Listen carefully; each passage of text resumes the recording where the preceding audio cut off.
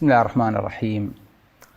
الحمد لله والصلاة والسلام على حبيبنا رسول الله وعلى آله وصحبه ومن والاه. خۆشەویستان و ئازیزانم، ئەچینە خزمەتی منهەجی مرۆڤایەتی، ئەچینە خزمەتی دیاری ئاسمان، ئەچینە خزمەتی کەلامی رب العالمین، ئەچینە خزمەتی ئەو قورئانەی کە دابەزی بۆ سەردڵی پێغەمبەری خوا صلی الله علیه وسلم و لەوێشەوە بوو بە پەیامی ئینسانیەت هەتاوەکو یەریث الله الأرض ومن عليها، هەتاوەکو خوای گەورە ئەم دنیای پێچێتەوە. دیارە خۆشەویستەکانم، ئەم قورئانە کە خوای گەورە ناردوێتی بۆ ئەوە نەهاتووە لە دووتێی بەرگێکە کۆ بکرێتەوە و لە ڕەفەیەکە دابنرێ و ئینسانەکان هەر کاتێ تاقەتیان بوو کوردوتەنی دەوری بکەنەوە و هەر کاتێک مردوویەکمان لێمرد بەسەریا بیخوێنین و دواتریش لە واتا و لە ماناکەی بێئاگا بین. خۆزگایە بەقەدەرەوەی کە شەوان ئەنووسین و سێری مۆبایڵەکەمانە کرد بزانین چیمان بۆ هاتووە و چ پەیامێکمان پێگەیشتووە لە خەڵک و لە دەوروبەرەوە، بەقەدەر ئەوە شەو زیکرەکانمانە خوێن و سوورەتەکانی قورئانمانە خوێن و پەیامەکانی خوای گەورەمان بەسەر خۆمانە ئەخوێنینەوە، نەباداوە ئاخر شەو بێ و جارێکی تر هەستانەوەی لە دوانە بێ. خۆزگایە بەیانی کە هەستاین پێشەوەی کە دەست بینە مۆبایڵەکانمان بزانین لە سۆشیال میدیاکانمانەوە چیمان بۆ هاتووە و هەواڵی تازە چییە و هەنووکەیی چییە و چ شتێکی تازە پەخش کراوە. خۆزگایە بەسەر قورئانەکەیە خەومان لێکەوتوو، بەسەر قورئانەکەمانە خەبەرمانە بۆوە. ئەم قورئانە خۆشەویستەکانم کەلامی پەروەردگارە لە کاتێکا کە دابەزیوە لە شەوێکی گەورەیە کە خوای گەورە فەرمێ ئینا ئەنزەلناه فی لەیلەتی مبارەکە ئینا کونا منزلین. لەو شەوەیە کە هەموو ئاسمان و هەموو زەوی لە ساڵیادی ئەو شەوەیە لە شەوێکی لەیلەتول قەدرە هەڵەسن ئاهەنگە جێڕن بۆ ئەوەی کە گەورەیی و عەزەمەتی ئەم پەیامەمان بۆ دەربکەوێت کە خوای گەورە وەکو دیاری ناردی بۆ مرۆڤایەتی. ئەگەر ئەم پەیامە نەبوایە ئینسانەکان چۆن لاشەکەیان نەخۆشە کەوت، پێویستیان بە دکتۆر و پێویستیان بە چارەسەرخانە ئەبوو، پێویستیان بە دەرمان و پێویستیان بە نەشتەرگەری ئەبوو. ئەگەر ئەم قورئانە نەبوایە ڕۆحەکانمان ئاوا پەکێکەوت و لە شوێنێکە بۆ خۆمان لارە بووینەوە و لە ڕێگەلامانەدا و ڕێگەی ڕۆشنمان قەت بەدی ناکرد. ئەم قورئانە بۆیە هاتووە خۆشەویستەکانم تەطبیق کرێ لەسەر ئەرزی واقعە. ئەم قورئانە بۆیە هاتووە گۆڕانکاری دروستکە. ئەم قورئانە بۆیە هاتووە بۆ سەر دڵەکان کە دڵەکان ئاو بخۆنەوە بێ بە مەنهەجی حەیات. ئەم قورئانە هاتووە فسفۆڕی ڕێگەکان بێ. ئەم قورئانە هاتووە GPS و ناڤیگەیشن بێ. ئەم قورئانە هاتووە خەریتەی ڕێگە بێ. ئەم قورئانە هاتووە مرۆڤایەتی دەرکە لە تاریکاییەکانەوە بۆ ناو ڕۆشنایی. ئەم قورئانە هاتووە بۆ ئەوەی کە ئینسان دەستی پێوەگرت جەمسەرەکەی تری لای پەروەردگارەوە بێ و هەتاوەکو بەهەشت نەیوەستێنێتەوە.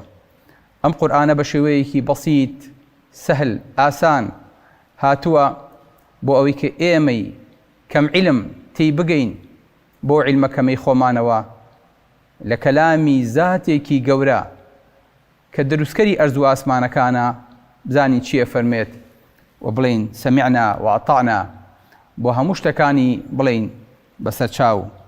نەبادا پێغەمبەر صلی الله علیه وسلم لە ڕۆژی قیامەتە شکاتمان لێ بکە بڵێت وقال الرسول يا رب إن قومي اتخذوا هذا القرآن مهجورا. ئەی پەروەردگار، قەومەکەم هەجری ئەم قورئانەیان کرد، لی دوورکەوتنەوە، نەیان خوێنەوە، جێبەجێیان نەکرد، لی تێنەگەیشتن. نەبادا پێغەمبەری خوا صلی الله علیه وسلم شکاتمان لێ بکات لەبەر دەمی خوای گەورەیە و قورئانەکە شایەت بێ. جا لەو ڕۆژەیە چه ئەرزێک ئەمانگرێتە خۆی، چه ئاسمانێک هەڵمانە لوشێ لە کاتێکا پێغەمبەری خوا صلی الله علیه وسلم مدعی بێ بەسەرمانەوە و قورئانی شایەت. بەڵێ خۆشەویستەکانم، ئەم قورئانە بۆ سەر کۆمەڵێ هاوڵی هەڵبژار دەهات کە قەدری قورئانەکە ئەیانزانی ئەم قورئانە بۆ جێبەجێکردن هاتووە، بۆ هاتووە نقطە بە نقطەی حرف بە حرفی ئاەت بە ئاەتی وەکو خۆی جێبەجێ بکرێت. بۆیە کاتێک ئەم ئاەتە دابەزی لله ما في السماوات وما في الأرض وإن تبدوا ما في أنفسكم أو تخفوه يحاسبكم به الله. وتیانەی پێغەمبەری خوا هاتن بە هەڵە داوان، ئێستا ئەمرێ دابەزیوە و سەحابە هەستەکا پێی جێبەجێ ناکرێ. وتیان یا رسول الله، سبحان الله، ئاوا وەکو ئێمە نەخێر. هاتن وتیانەی پێغەمبەری خوا ئاوا وەکوی کە شتێکی زۆر گەورە قەوما بێ. وتیانەی پێغەمبەری خوا ئەمرمان پێکرا كلفنا من الأعمال ما نطيق، ئەمرمان پێکرا بۆ کردەوانی کە ئەتوانین بیکەین، وەکو نوێژ و وەکو ڕۆژ و وەکو جیهاد و وەکو چاکەکردن. وقد أنزلت عليك هذه الآية، ئەم ئاەتۆ بەسەرا دابەزیوە. ولا نطيقها، ئەی پێغەمبەری خوا بەخوا ئەمە بە ئێمە ناکرێ، ناتوانین. خوایەک بفەرمێ ئەگەر خراپەیەک ختوورەیە بەسەر دڵتان نابێ محاسەبەتانی لەسەراکەم. هێشتا نەبۆ بەکردەوە، تەنها گومانێکە، تەنها بیرکردنەوەیەکە لە تاوان. خوای گەورە محاسەبەتانەکات. تیان بەخوای پێغەمبەری خوا ئەمە ناتوانین. ئاواش کەوتوبوونە سەر چۆکەکانیان، نەبادا خوا نەخواستە وەکو معارەزەی لێبێ. پێغەمبەری خوا صلی الله علیه وسلم فەرمووی ئەیەتانەی وەکو پێشینەکانی خۆتان بڵێن جۆمان گرت و سەرپێچیمان کرد. الله لە ئەدەبی سەحابە، الله لە گەورەی پێغەمبەری خوا صلی الله علیه وسلم ئاەتۆ دابەزیوە. ئەتانەوێ بڵێن جۆمان گرت و سەرپێچیمان کرد. بەڵ قولوا، وتیانی پێغەمبەری خوا دەی بڵێن چی؟ قولوا سمعنا، جۆمان گرت، وأطعنا غفرانك ربنا وإليك المصير. خوای جان جۆمان گرت و جۆمان لێی بوو، جۆراڵیشمان کرد. خوای جان داوای لێبوردنەکەین و لێمان خۆش بە و سەرنجامی کارەکانیش هەر بۆ تۆیە. جاڵێ ئەمە بوو بەسەر ویردی زمانیان، سەحابە ئەڕۆیش بەڕێگەیە ئەمەیە خوێن کە پێغەمبەری خوا صلی الله علیه وسلم فێری کردبوون کە تەسلیمی ئاەتەکان بن.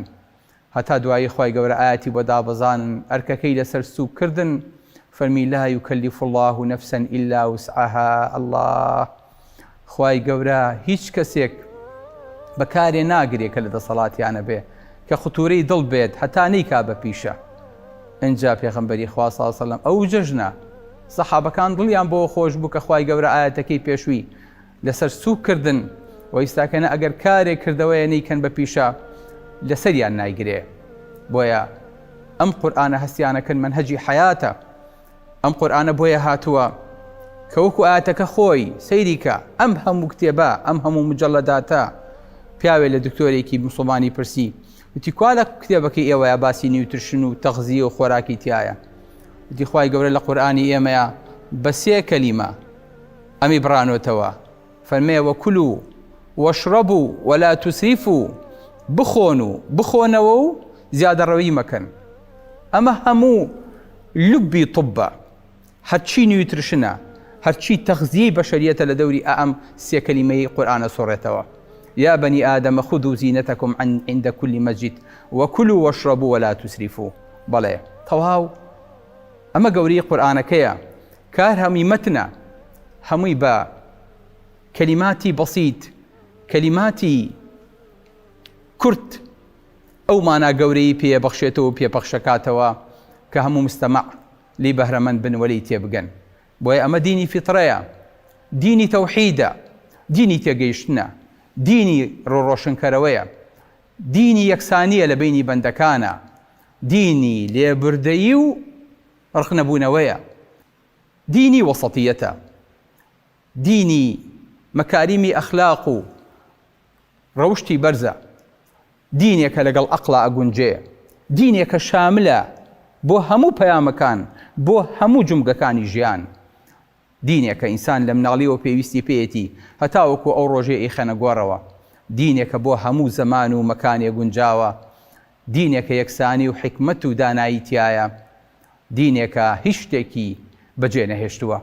بۆیە دینێکی واقعیە، دینێکی ئاسانە، دینێکی یوسرە، دینێکی تەدەڕوجە، هیچ کاتێ زۆر و فشار لە ئینسانەکان ناکا. بۆیە ئینسان بگاتە هەر پلەیەک، بگاتە هەر دەسەڵاتێک، هەستەکە ئەگەر ئەم منهەجی پێنەبێ، ئەم پەیامی پێنەبێ، ئیلا کە لێنێ لە مێشکیا، لە دڵیا، لە ناو ناخیا هەیە کە پێویستی ئابەمەیە، پێویستی ئابەم کە لێنی ڕۆح و غیزای ڕۆحەیە، ئەبەمە پڕی کاتەوە، وەگەنا زۆری لێ قەومێت. بەڵێ ستیڤن دیمتری جۆرجیۆ گۆرانی بێژێکی بەریتانی مەشهورە، بەڵێ کاتی خۆی کە دەستم کرد بۆ مۆسیقا دەماوەیەکی کەمە کەوتمە سەر لەحنەکان، لە تەمەنی 20 ساڵیە 8 دانە سیدی و تراکتم هەبوو، 8 دانە گۆرانیم هەبوو. ناوم چووە ڕیزی گۆرانی بێژە بەریتانیە گەورەکانەوە، لە 20 ساڵیە لە دەیەکەمەکە بووم، لە 20 ساڵیە دەیەکەم گۆرانی بێژەکانی بەریتانیا بووم. جا بێنە بەر چاوی خۆت ئەم کوڕا کە باوکی یۆنانی بێ و دایکی سویدی بووە، ئەبێ ئەگەر لێ بگەڕانایە پاش ماوەیەکی تر لە بەریتانیایە چی لێ هاتایە و چۆن لە لوتکەی خۆی ببینایەتەوە. بەڵام مەڵێ هەستمە کرد شتێک لە ناخمە عەزیەتمەیە، هەستمە کرد شتێک پێویستم پێیەتی، بەخوا نە بە گۆرانی، نە بە مۆسیقا، نە بە عارەق پڕ نابێتەوە. دەستم کرد بە عارەق، دەستم کرد بە تلیاک، تێری نەکردم. چوومە سەر دینی بوزی و دیراسەم کرد، هیچی تیانە بوو. چوومە سەر شیوعیەت، هیچی تیانە بوو. لە ڕۆژێکان برایەکم کە ئەویش بێدین بوو وەکو خۆم، چوو بۆ قودس کە گەڕایەوە وتی ستیڤن کتێبێکم بۆ هێناوی بەخوا لەوانەیە تەنها دڵی تۆ بەمە ئاو بخواتەوە. ئەلە قورئانێکی تەرجمەی بۆ هێنابووم، ئەڵە کە خوێنمەوە لەم بەرگ بۆ ئەو بەرگی لە ئەخیرەکەی ئاوتم ئەمە دینی حەقە. لەبەرە وازی لە گۆرانی و هەموو شتێک هێنا ناوی خۆی نا کات ستیڤن. کات ستیڤن ئەو گۆرانی بێژە بەریتانیە گەورەیەیە کە داوەکەی هەمووی خستە خزمەتی ئیسلامەوە و وازی لە هەموو شتێک هێنا و تەنها سەری کردە سەر قورئان. بەڵێ خۆشەویستەکانم، نەک ئەم قورئانە بۆ ئەو دڵە لەو ئەنزەلنا هذا القورئان على جبل. سبحان الله، ئەم شاخێکی ئێساکەنە ئێمە لە ناو ئەشکەوتەکەین سامێکی هەیە، هەیبەتێکی هەیە، ئەوەنە گەورە و زەخمە، ناتوانی سەیری لوتکەکەی کەیت. خوای گەورە فەرمێ ئەگەر ئەم قورئانەمان بەسەر شاخێک لە شاخەکانادا بارانایە، دابەزانایە لەڕەئەیتەهو خاشعا، لەڕەئەیتەهو خاشعا. لوتکەی شاخەکە سەری خستە سەر زەوی، متەصەدیعا، شاخەکە قاژە بوو لە شوێنی خۆیە، تەنها بەوەی کە قورئان ئەگەر بۆ سەر ئەم شاخەدا بەزیایە. بەڵێ سبحان الله، إنا عرضنا الأمانة على السماوات والأرض والجبال. سەم شاخا بێت چی بە ئێمە بڵێ کاتی خۆی ئەم قورئانە ئەم ئەمانەتە درا بە ئەرز، درا بە ئاسمان، درا بە من سێم ڕەقەم بووم. ئەرز وەری نەگرت، ئاسمان وەری نەگرت، شاخ وەری نەگرت. بێنە ئێمەی ئینسانی شان کەچ بێنە ئێمە هەڵێگرین ئەم کەلامە گەورەیە، ئەم دەستورە عەزیمە، ئەم کەلامی ڕەب العالەمینە کە من پێم وایە زۆری ماوە لە ماناکانی تێبگەین. خۆشەویستەکانم، قەسەم بە پەروەردگار، چۆن ئێمە دروستکراوی دەستی پەروەردگارین، بۆ هەموو ئەندامێک و خانەیەک و شانەیە پێویستمان بە دکتۆری تەخەسوس هەیە لەو بوارەیە، اینجا ناتوانێ پەی بە هەموو وردەکارەکانی ئەو ئەندامە بەرێ. خوایەک ئەمەی ناردۆتە خوارەوە، نەک ئەبێت تەخەسوس لە هەموو بوارەکانە ئەوکو توپ دروستکەین، ئەبێت چۆن لە بواری فیزیا و کیمیا و جوغرافیا و فەلەکیات و جیۆلۆجی و بیحار و ڕووەک و ئاژەڵ و دار و بەردە تەخەسوسی ورد دروستەکەین. ئەبێ ئاوا تەخەسوسی ورد بۆ لەگانەوەی قورئان دروستکەین هەتا وەکو لێی تێبگەین، وەگەرنا ناکرێ و نابێ یەک کەس بێ قورئان لەم سەر بۆ ئەو سەری تەفسیر کە بژێ لە هەمووی تێگەیشتوم. بەڵێ ئەکرێ واتایەکی ڕووکەش و زاهیرمان باتێ، بەڵام ئەوە تەنها وما يعقلها إلا العالمون، تەنها ئینسانی عالم تێیەگا، تەنها ئینسانی زانا تێیەگا ئەم وردەکاریانە چۆنن. بۆیە هیوادارم ئینشاءڵڵا بتوانین لە مستەقبەلا کارێکی وا بکەین، خزمەتێک بە قورئان بکەین کە لە ئاستی گەورەی قورئانا بێ، لە ئاستی هەیبەت و جەلالی ئەوەیە بێ کە بۆی ناردوین، وەگەرنا شاخەکانیش ئەگەر هەر هەڵگرتن بواە ئەیتوانی قورئان لەسەرەوەدا بنێ، لەسەر لووتکەکە وەکو ئێمە بڵێ ڕێزمان هەیە بۆ قورئان. قورئان شتێکی گەورەی خێنە سەر سەرمان، بەڵام نەیکرد بۆ وەشفەقنە منها، چکە زانی لە ئاستی ئەو مەسئولیەتەیان نییە، بەڵام ئێمە چووینەتە ژێرباری ئەبێ ئەو بارەش هەڵگرین. بەڵێ بەڕێزەکانم، بۆیە ئەبێت دڵەکانمان وەکو شاخێکی لێبێ، لە کاتێکا نووری خۆی پیشانەیە ئەبێ ئەو دڵە یەک پاچە بێ بە شێوی توور، ئینجا تێبگەین کە ئەم قورئانە لای کەسێکی گەورە و عەزیمەوە هاتووە. ئینجا تێبگەین لەم خەڵوەتەیە کە چووینە دەرەوە بەم قورئانە ئەو نە بەهرەمەند بووبین، ئەومە تێگەیشت بین، بڵێین بە خالقت قەسەم زاهیت، هەموو عمرت عبورێکە، مەقام و مەنزڵت ئاخر لەکن جەمعی قبورێکە. دڵم بەردە ئەگەر شاخە بە چاوی سووکی من وارێ، بە خۆڕایی نەسووتاوە ئەمیش شێوی توورێکە. الله ئەڵێ دڵم ئەگەر ئاوا سەیرێکی دڵم ڕقا لە ئاستی ئەو قورئانەیە، قورئانەکە هەڵناگرێ، دڵی من ئەو شێوی توورەیە بۆیە واڕەش بووە. ئەوە نووری خوای گەورە و نووری قورئانەکەی بینیوە، خۆڕەشێکە و ڕقێکی هی ئەوە نییە خراپ بێ، هی ئەوە نییە بە تاوان ڕەش بوو بێ. دڵم بەردە ئەگەر شاخە بە چاوی سووکی من وارێ، بە خۆڕایی نەسووتاوە ئەمیش شێوی توورێکە. شێوی توور ئەو شوێنە بوو کە خوای گەورە خۆی پیشانی شێوەکەدا، موسا لە هۆش خۆی چوو، شێوەکەش بوو بە کلوونەما.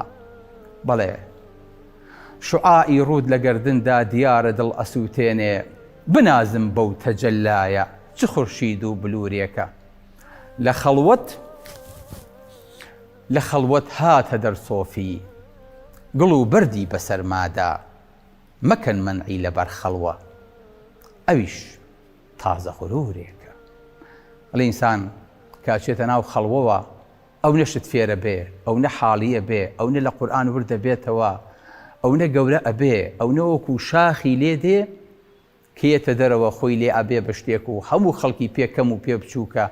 لەبەرەوە ئەگەر خەڵک لەبەر بچووکی خۆیان ئەمبەر بارانیان کە، ئەڵێ لی مەگرن، ئەمیش تازە غورورێکە. لە خەڵوەت هاتە دەرسۆفی، گڵ و بەردی بەسەرمادا، مەکەن مەنعی لەبەر خەڵوە، ئەویش تازە غورورێکە. سلام عەلەیکم وەڕەحمەتوڵڵاهی وبەڕەکاتوه.